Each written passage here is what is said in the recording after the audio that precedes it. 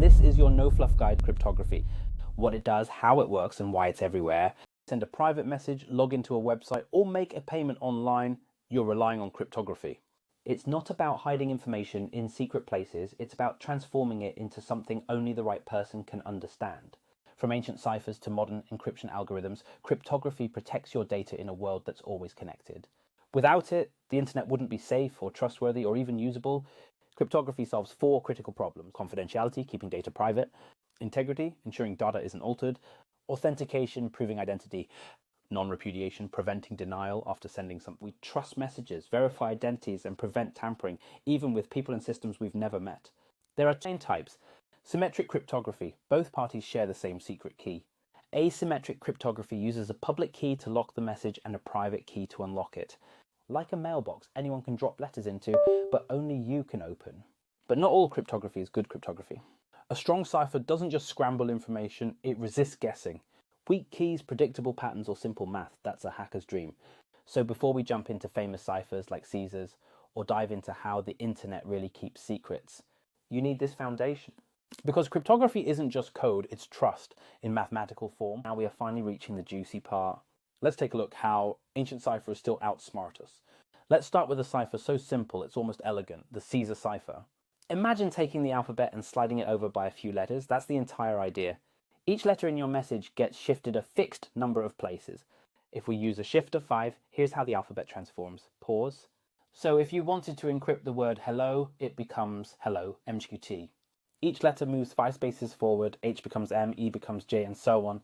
But here's a puzzle for you. What's the plain text of this encrypted word, enzawim, using a Caesar shift of 5? Take a moment and try to decode it yourself. You might wonder, with such a basic system, how was this ever secure? Well, over 2,000 years ago, this was cutting-edge tech. Julius Caesar used this cipher to send military commands across the Roman Empire. It was brilliant in its simplicity. Most people couldn't read to begin with, let alone decrypt messages. Its strength came from secrecy. Nobody even knew the letters were shifted.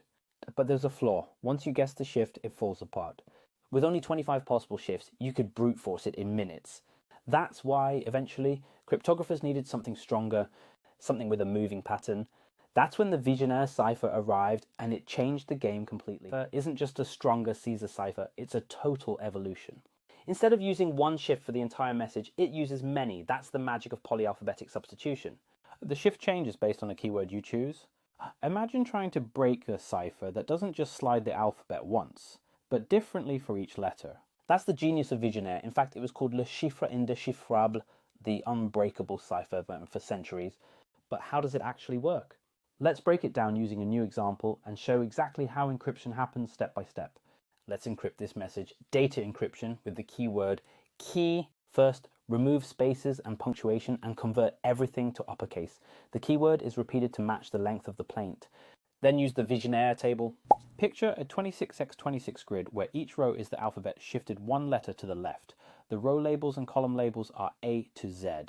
To encrypt, take a letter from the plaintext, match it with a letter from the keyword. Use the keyword letter to pick a row. Use the plaintext letter to pick a column. The intersection gives you the ciphertext letter. Let's try the first letter. Plaintext, D, keyword, K.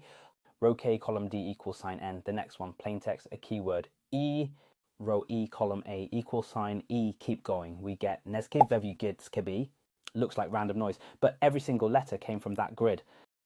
For hundreds of years, this cipher was seen as unbeatable. It was used by diplomats, governments, and secret societies across Europe. Why? Because each letter was encrypted differently. Even if a hacker knew part of the cipher, they couldn't predict the rest unless they knew the keyword. It wasn't until the 19th century that Charles Babbage and Friedrich Kaczynski found ways to break it using keyword length detection and frequency analysis. Still, for over 300 years, it protected high-level communication better than anything before it. And it paved the way for all modern encryption. And now it's your turn. We gave you a Caesar encrypted word earlier, enzwim. Can you decode it? For today, thank you for watching.